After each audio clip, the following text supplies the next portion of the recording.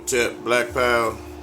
As always, giving honor to the Creator, giving honor to the ancestors, my sister, father, in-laws, and all of the ancestors, all of our comrades who are in the ancestral realm, as well as your ancestors and our ancestors, especially those who are fighting for the liberation and salvation of our black nation.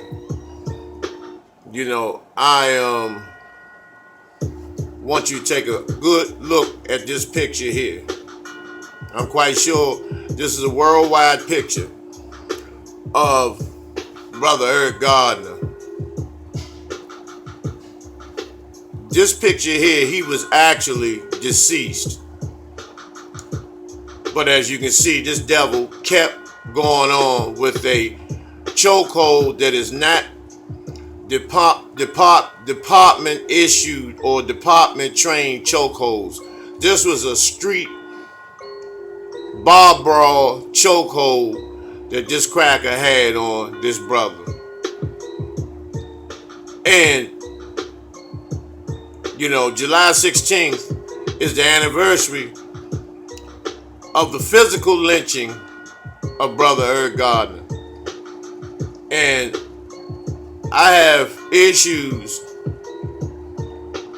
other than the lynching, the physical lynching of Eric Garner. I'm talking about the family, how the family acted, the wife in particular, in terms of allowing them to coerce her and pay her off, along with chicken wing eating, diabetic Al Sharpton, who the National Action Network took over the entire case, which was about money. Now, Eric Garner's wife, which I have issues with, as you can see her with chicken wing Al Sharpton, spare rib eating Al Sharpton, who, if you look at Miss Garner in this photo, and then take a look at the photos prior to the verdict, to the police charges, the police weren't charged, and the way Sharpton hooked her up, and the way she allowed money to consume her. In so many words, let me just break it down in elementary terms. What she did, she went on the media at first when Eric Garner was first murdered, and she cried and played this, you know, this loving wife shit. You know, but then all of a sudden she goes on national TV once her hair's fixed, she has makeup, Sharpton gives her cash to put in her pocket. Now she goes on national TV stating that she told her husband not to go down there, stop going down there selling cigarettes. And see, that's the problem I got. Because when he was selling the cigarettes, bringing the money home, you did not have an issue with that. Now all of a sudden, when these crackers tell you to go against your husband on national TV, you fell for the dumb shit. And then when the wrongful death lawsuit money comes in, which rightfully should have went to the daughters, you did not break bread with his daughters properly. You know, and that caused a lot of dissension. It caused a lot of division within the family, because your greed, you know, allowed those children to have to suffer without their father. You know, while you party, while you balling, while you big shotting all up and down Harlem and Brooklyn, you know, you the big fucking queen now. You know, which was very, very disturbing.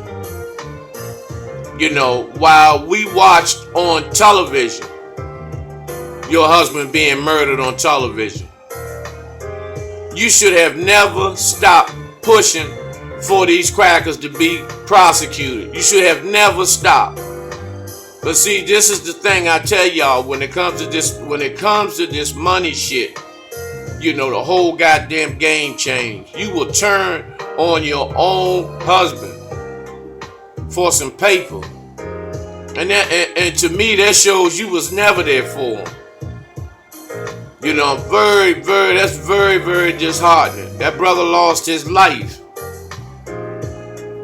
You know, in hopes that you would have stood up and stepped up to the plate, you know, and ensured that his children or the children that you all have would have been taken care of rightfully. No, but you let spare red beaten, diabetic Al Sharpton come on the scene, take over the entire case with them popcorn, bubblegum machine fucking lawyers. You know, and the state and the city gave you all chump change, gave you all just some fucking change for a live execution. But enough of that. I'm quite sure y'all know who this is. You know, Charlemagne the God. At least that's what he calls himself, Charlemagne the God. That's not a term that I would give him. That's not a term that I'm not going to be using that term on this nigga no more. Based on the shit that has went down between him. This was a few years back with him and a 15-year-old girl that he allegedly drugged, and he was nearly 30 when this happened. He allegedly drugged this girl and had the girl gang raped, put a Mickey in her drink where she passed out, and she wakes up 15 years old, a 10th grade student in high school. Here you are, a damn near 30-year-old wannabe celebrity, and you on top of this girl raping this girl. You know, bad enough that she was 15. Bad enough that you gave her alcohol at the age of 15. Bad enough that you put something in the drink to make her pass out. And on top of that, she wakes up with you jumping up and down on it. And not only that, you allow other individuals to gang rape and y'all call it gang banging, but it's gang rape because it wasn't consensual, because this little girl was unconscious. Now, this is the issue I have. All you niggas went on social media talking, y'all went on Poppy talking about he shouldn't say nothing about Charlemagne the God, that, you know, these girls are hot in the ass, and y'all made all these justifications up for this motherfucking nigga. And see, this is the thing that fucks me up with you niggas. You'll justify that shit because a lot of you would have done the same thing. That's what you're telling me. But when it happens to your daughter, it's a whole different ball game. Now you on some killer nigga shit now. You know, but it's okay for you to sodomize and rape somebody else's baby. You know, and not only that, it says a lot about you because you have a lot of self-hatred. And that's the reason why I have two photos. One of them, you have the lighting is interfering with one of the pictures, but not that bad where you can't see the difference in his skin bleaching. And skin bleaching is a form of self-hatred, number one. And it's also a form of wanting to look and relive your teenage years again. Because clearly you can see how you really supposed to look. You know, you detracted your melanin. And so by you having less melanin in your ass, you begin to start acting like these goddamn Romans. You starting to act like these Ice Age, these fucking Romans. You know, which is a damn shame. So, you know, you got a lot of fuck shit with you, man. You know, and this is the thing that you motherfucking niggas are not getting. The people on social media, people that have the courage and the balls and the heart to put you motherfuckers out there on blast are going to do it. See, that Breakfast Club bullshit is nothing. All that is, all you do is just put people on blast. You embarrass people. You make some of them sisters cry. You know, and you know, for you drama queens, I'm talking about the male drama queens, that you supposed to be thugs, you supposed to be hard, but you watch this Breakfast Club shit and you enjoy how this punk humiliates some of these sisters. And not only that, you are very, very highly suspect, brother, because you always talking about a lot of ass play, a lot of butthole play. You know how your woman or wants to blow up your ass and all this stuff. You that DJ Envy, he has the right name because he's a hater. He's a jealous motherfucker. And also, you don't need to be on social media for the shit you done. If this shit is 100% accurate, you should no longer be not only hosting some Breakfast Club, but you should no longer receive any respect from the black community. Cause see, you know, that's the thing about some of you niggas. Y'all play the 50. You know, you go on some people, but the niggas with money and the niggas with a little piece of so-called false fame, they get passes. You know, R. Kelly, he can go around raping and pissing on little children, you know, and say he's the Pied Piper with a mask and all this shit on, you know, and it's okay. He can hold little girls hostage in his house and have their parents outside doing press conferences. You know, sick motherfuckers like that. And you have joined the ranks of R. Kelly and the rest of these motherfuckers. You know, but the brothers, you know, like Pop, people that were innocent of this shit has to suffer. You know, and so why should you get a pass when you motherfuckers are clearly guilty? If the innocent gotta go in, why should the guilty be able to walk around, you know, like it's nothing with this self-hating shit? Skin bleaching like a fucking woman, like a fucking female.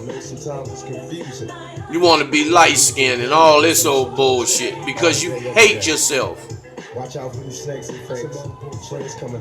You know, because you want to look young, you want the teenage look.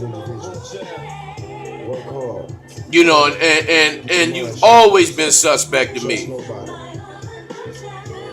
In the Breakfast Club, of course, you know, without you, they DJ Envy and that other the Latino gang, those two Latinos can't hold the Breakfast Club down.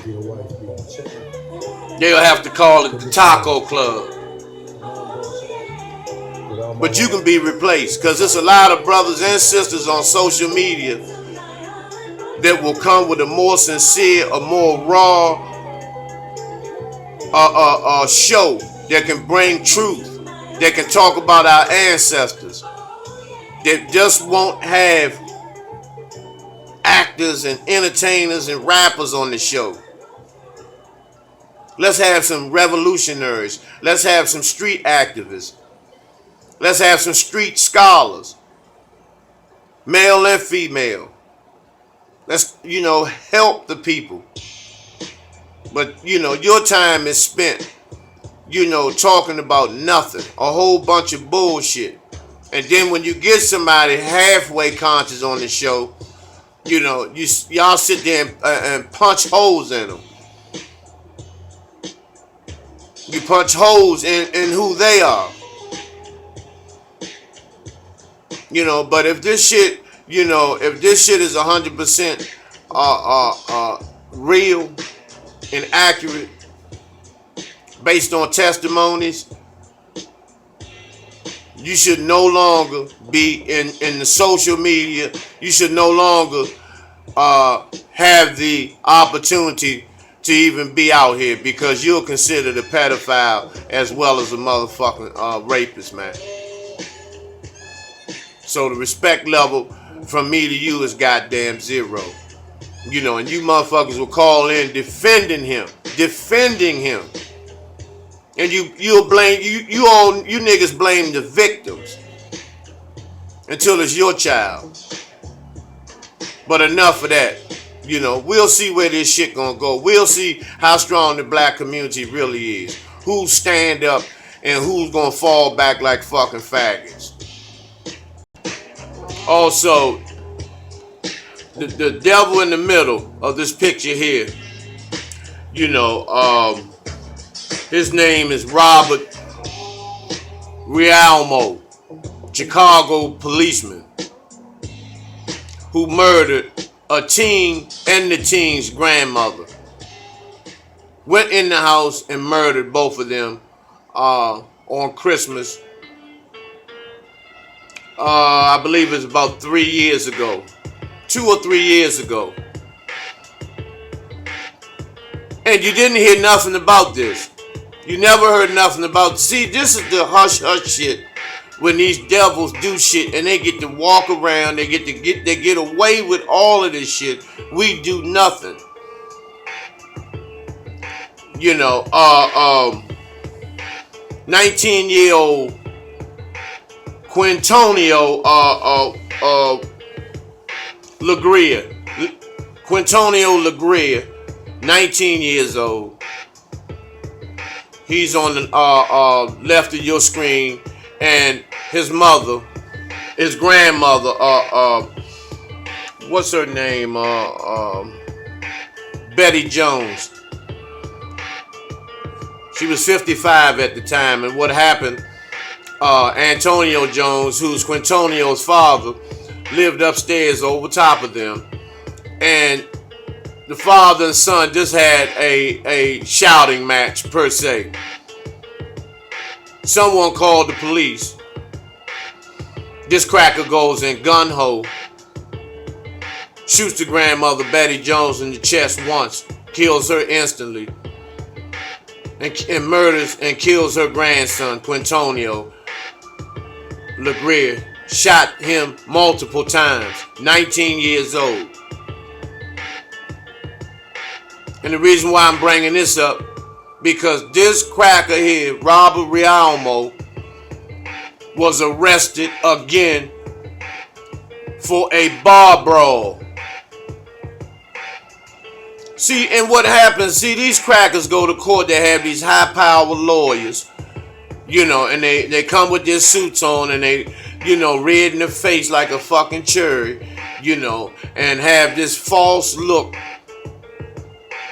you know, of remorse when they murder our people, when they murder our children and our mothers and our grandmothers. And then they walk, and then their real behavior shows up once again. You know, and what I cannot understand in Chicago, they do all this banging, they do all this gang banging, these GDs and Bloods and Crips, you know, and you know, all of this shit, you know.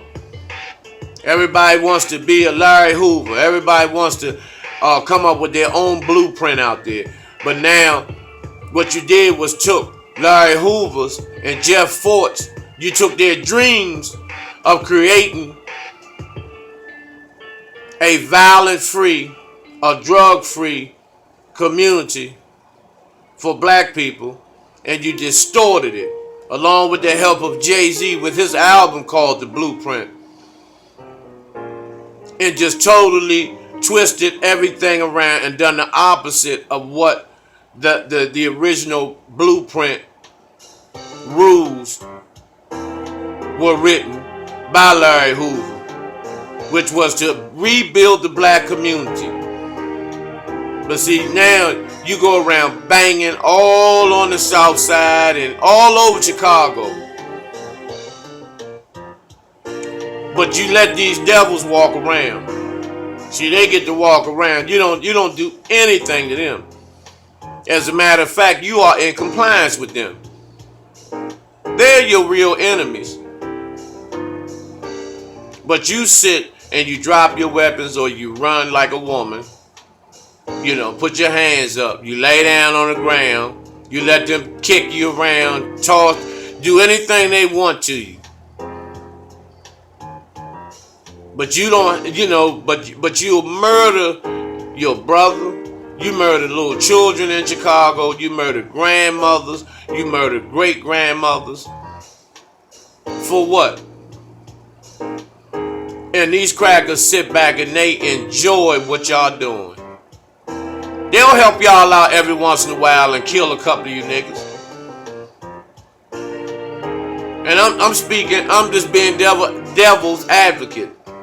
And that's how they look at things. Let them niggas just kill each other. Let's just continue. The Russians up there who control all the drugs, and the Italians just keep putting the drugs in the black community. Let's poison these niggas. Let them kill each other. You know, we'll have them play at one against the other as far as the distribution of the drugs, and make one think he's the kingpin, make another one think he's the kingpin.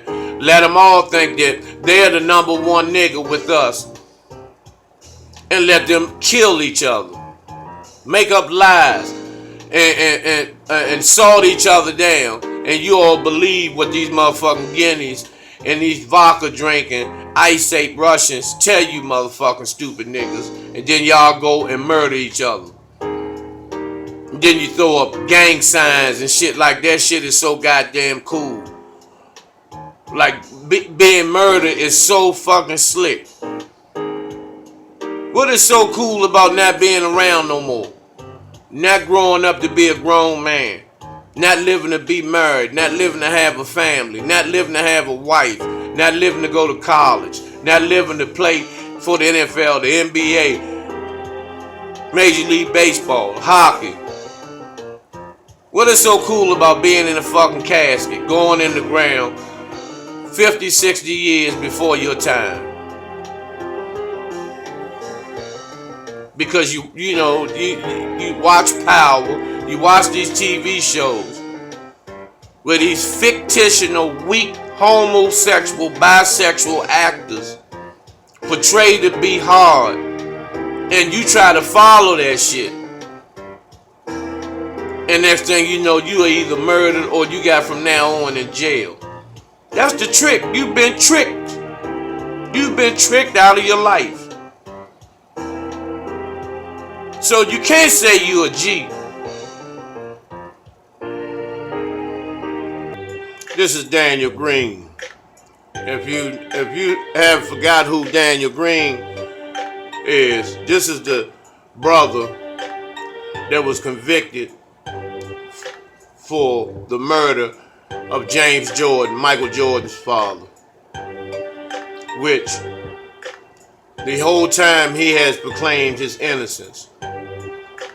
And I've been telling y'all for years that this brother did not murder Michael Jordan's father, James Jordan. Now let me explain to you one more time so you can be clear on what actually happened.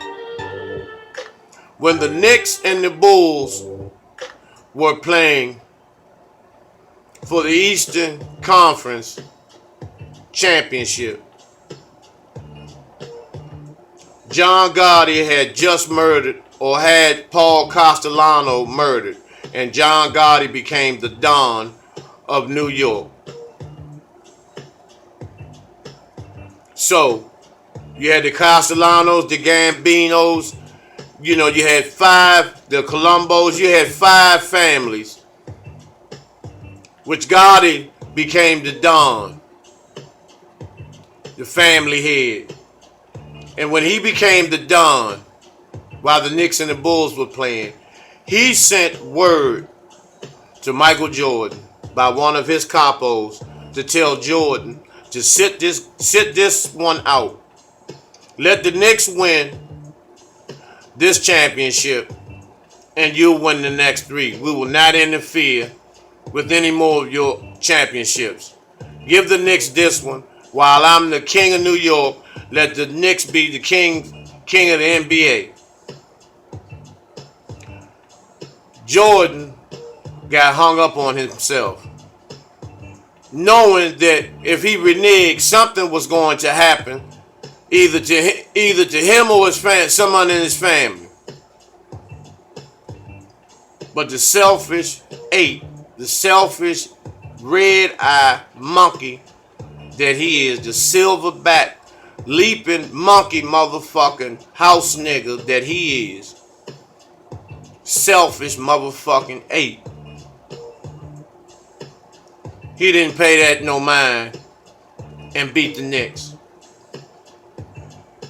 And so James Jordan was murdered. Michael Jordan knew and knows who took his father out. Don't you find it kind of strange that Bill Cosby, Michael Jordan, Julius Erving, none of them, when their children are murdered, they do not put out an APB. You don't see them putting up any type of large reward money or anything, because they know who and why. You never hear Michael Jordan say anything about avenging his father. They went in, and what they do, they get a nigga off the street who has a criminal record, who does not have an alibi, and they frame him. If they can't frame him, a lot of times they'll pay them to take the beef and go in and sit for 10, 15 years and come home and be wealthy, as long as they keep their mouths shut, like Conrad Murray did. He know he didn't kill Michael Jackson, but you never heard nothing about him. You haven't seen him since. He's ordered to keep his mouth shut. He took the beef. He was paid royally, and life goes on for these devils. And it's the same way with this brother Daniel Green. Same way. He declares his innocence from day one, and he's been incarcerated now for I believe 22, 23 years. You know, and the brother's ready to come out, because now this is how they do it. Now the lawyers come up and say they have found new evidence that would clear Daniel Green of the murder of James Jordan. This is how they work. And now he's getting ready to come home. He's going to be well off, financially well off. But when he opens his mouth, he's the dead man. That's how the game is played.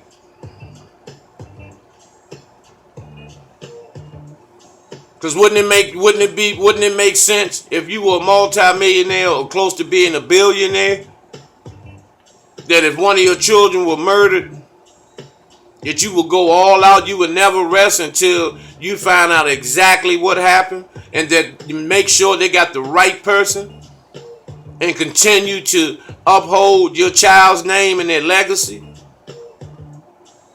You don't hear Mike say anything about his father. Nothing. And that's the guilt. That's why he continues to gamble. Don't know if he's coming or going. He's married an ice ape. Sick motherfucking nigga. Now he's investing. He's a major investor in CCA, Corrections Corporations of America. He has stock in the prison industrial complex. Because the more of our brothers and sisters are incarcerated, the richer he becomes.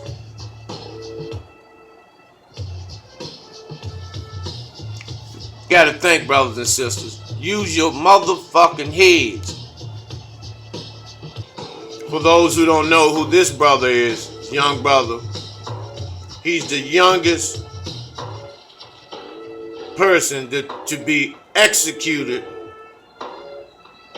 in U.S. history. 14-year-old George Stinney, who was electrocuted in 1944 for the murder of 2 white girls, which he was totally innocent. Totally innocent. And see, when you talk about justice and all of this old shit that America is the land of the free, home of the brave, and there's no racism, and all these child abuse laws and all of this shit, none of that shit's for real. This boy was 14, he was electrocuted. And I mean, he was cooked. According to the testimony of the brother, I believe he's still alive. He did a documentary on Ron Hurd's show on social media. We All Be. You can hear it for yourself. And he talked about, he was George Stinney's cellmate. He was a few years older than Stinney. But he realized, he talked about how he was framed. And he stated that after his electrocution, that he was literally cooked nearly to a crisp. And this baby was 14 years old. And see, things like that we should never, ever, ever, ever forget. You know, and this will happen again and again and again. Because they have given, a 12-year-old boy in Florida was given a life sentence. So, you know, we cannot forget about the lynchings and tragedies that take place, you know, within our criminal injustice, criminal injustice system. This is a fucked up system. You know, so all of the crackers that have gotten away with killing black men and women within the last 10 years is unfucking believable. But what about the brothers and sisters who have been murdered before technology caught up with this devil in terms of being recorded on the cell phone? They were hundreds and hundreds of thousands of our brothers and sisters that were beat to death and shot multiple times and executed on the streets of United States prior to these cell phones. And that's why they continue to do it, because they have been doing it for so long. They are used to doing it with no repercussions, no punishment, and no penalties. It's like a drug habit with these devils when they pull the trigger and take lives. Some of them have stated, Texas state troopers have stated, have been overheard talking about the rush they get when they see a black man fall from their bullets. You know, but no, we are so liberal, and you know, we all one color, and you know, the European is our brother and all this. If you think like that, you are fucking insane. If you think like that, you are fucking insane. Now, how can you say, like that shit that faggot Trick Daddy said, that there's no racism in Miami, when the maroon colonies were developed in that part of Florida with the Seminoles? But see, a stupid nigga, a coon buck dancing, bojangling ass motherfucker like him that never read any books on his ancestors would never know anything like that. You know, that's like trying to learn Russian, trying to speak Russian for him. You know, to read anything about his ancestors. So I want you all to just think about, you know, Brother Eric Gardner, who was murdered on the sidewalks of New York City. And it's time for us actually to cut this shit out about unnumb ourselves and begin to take each case and each one of our brothers and sisters who are lynched, who are murdered by this devil, police terrorism, these Klan, these white nationalists, because they're coming to get us in any way that they can, by the foods that we eat, filled with estrogen, making our little boys into little girls, making our little girls into little boys, putting our brothers and sisters away when they get in trouble, make them plead guilty to a felony, which prevents them from joining the military, which you shouldn't do anyway, which prevents them from working in the government, which prevents them from doing anything positive to be able to take care of their family. Because the average black man here in this country today, in this colony called the United Snakes, works for the private sector or some blue collar motherfucking corporation. And those handful of niggas who work white collar jobs are the sellouts and the homosexuals and the bisexuals, the ones that play like they're straight but they're gay. You know, and those white collar, those lawyers, these lawyers, the couple of doctors that we have, you know, the couple of judges that we have, and with the 99% of them are sellouts. They are oath takers. They are members of the Boule. They have taken the oath. They have participated in all these sex rituals as a form of being held to secrecy. So they're not in our best interest because they work for the system of racism, white inferiority. We have to be real clear on this. And we have to stop taking a blind eye to all the bullshit that takes place in this country.